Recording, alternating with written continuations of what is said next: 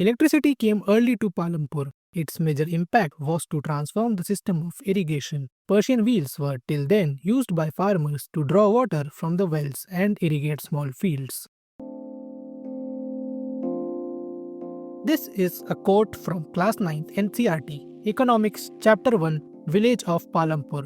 एक बहुत ही महत्वपूर्ण किताब किसी भी भारतीय विद्यार्थी के जीवन में, एक ऐसी किताब जो डिसाइड करती है whether you will love economics or hate it. And the way Indian education system works, you either hated it or your thought process never fully developed enough to have an opinion about it.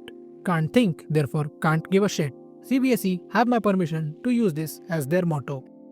Hello everyone, my name is Shrey and this is Keeping a Keen Eye by Socially Accepted, a series where I talk about mildly relevant topics which would make you sound like it is one you care about. Today we are kind of getting fascinated about certain stories related to economics that would make this subject sound a lot better than how it was taught in school.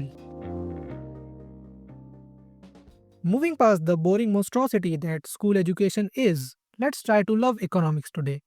Let's start with a quote that famous economist Simon Kuznets may or may not have said, that there are 4 kinds of countries in this world: developed countries, underdeveloped countries, Japan and Argentina. Let's talk about Japan today. Argentina can wait for some other day. Also something Mbappe probably said during the 2022 World Cup.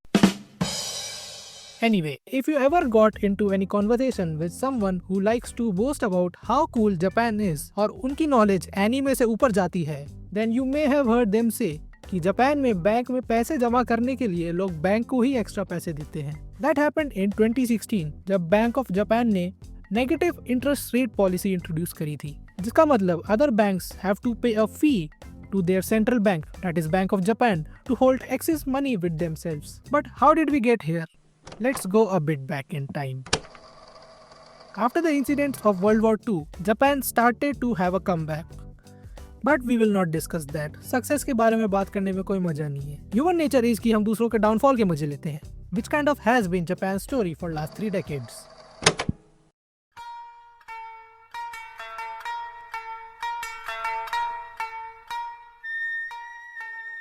Around 1980s, Japan had become the second largest economy in the world, and it was also the most technologically advanced country in the world. 1980s में ऐसा कहा जाता था कि Japan is a futuristic country and live in the year 2000s, which is still half truth, but the wrong half.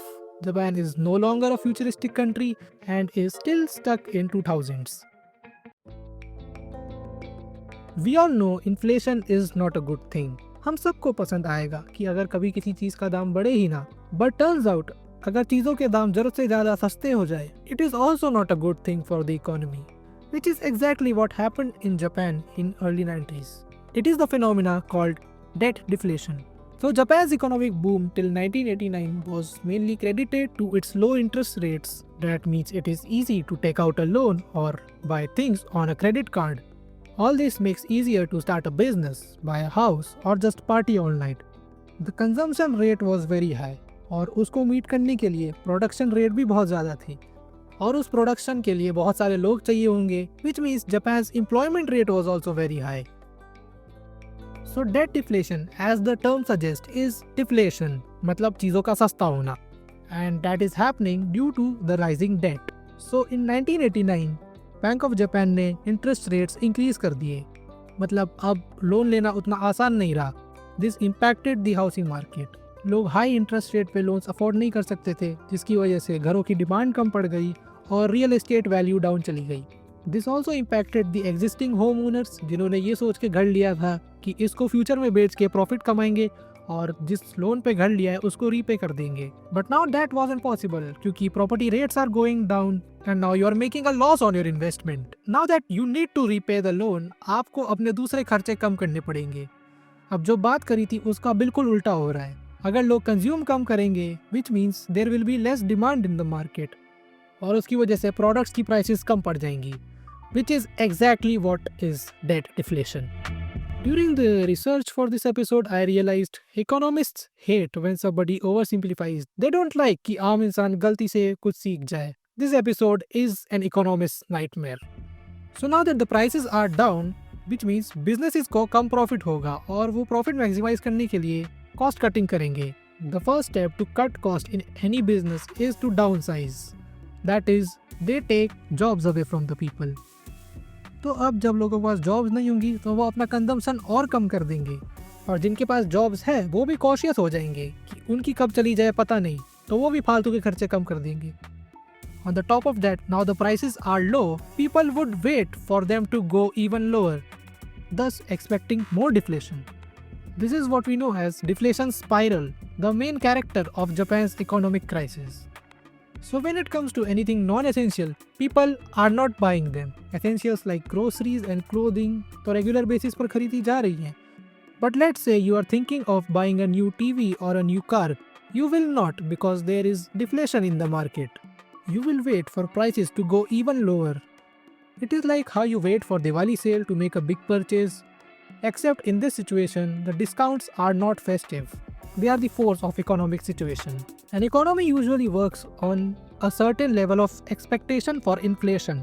It is a cycle कि अगर आपको job पे इंक्रीमेंट मिल रहा है तो मतलब कंपनी का कॉस्ट बढ़ रहा है, जिसकी वजह से कंपनी को अपनी प्रोडक्ट्स या सर्विसेज की प्राइस बढ़ानी पड़ेगी.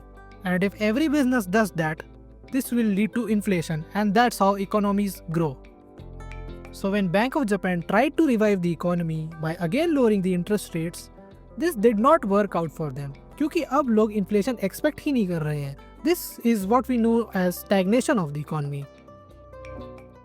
So this debt deflation, job cuts, ये तो हो गया कि common public पे क्या effect पड़ा higher interest rates का. The other side of the impact is on Japan's financial institutions. One fascinating term I found out while researching for this was zombie firms. Zombie firms are like zombies. They are dead but kind of alive and very dangerous. Zombie firms are companies that stay in business not because of their profit but rather through external aid. Japan had their fair share of zombie firms. Let's see what happened. तो 1980s में जब सब बढ़िया चल रहा था, तब Japan के प्राइवेट बैंक्स ने बहुत बड़े बड़े लोन्स दिए जापानीज बिजनेसेस को, और बहुत सारे होम लोन्स भी दिए. Economy was booming and housing prices were also rising. It always looked like a net profitable decision to give out these loans. But now in the 90s, when housing prices went down और आम जनता अपने loan पे default कर रही थी, these banks realized that they may never make return on their investment. Additionally, there were companies जिन्होंने बहुत सारा लोन ले रखा था और वो भी उसको रीपे नहीं कर पा रहे थे. There were big names like Toshiba, Sanyo and favorite of Manchester United fans, Sharp. As a solution, Japanese banks did something really weird. उन्होंने इन कंपनीज को और लोन देना चालू कर दिया just to keep them in business, कि क्या पता कभी रिटर्न आ जाए. And surprisingly or unsurprisingly, this led to even newer problems. Not only that these businesses are present in the market, they have employed a lot of people at really good wages. इनकी वजह से इनके competition जैसे कि सोनी, जो कि अच्छा काम कर रहे हैं, उसमें भी ग्रोथ स्लो हो जाती है because they are fighting mediocrity in the market at cheap prices. Additionally, banks के पास अब उतना पैसा नहीं है कि वो सोनी जैसी कंपनीज को और लोन दे सके for better technological advancements. Now that these banks lend so much money to these zombie firms, they also are out of any money, which means they are also on verge of being dead. Eventually, the central bank, Bank of Japan, decides to bail out some of the bigger zombie banks such as Nippon Credit Bank and LTCB. देखा जाए तो ये पूरा zombie firms और zombie banks concept इतना surprising भी नहीं है based on the world we live in today. The biggest companies you know in this world books losses and the stock price of private credit lending companies are an all-time high. Japan's economy matured too soon and the rest of the world is just catching up with them and coming up with even crazier solutions. अगले episode में विस्तार से बात होगी इस पे. So Japan's economic struggles meant that people are not willing to take risks to start their business once what was the world's capital, innovation and technology has started falling behind.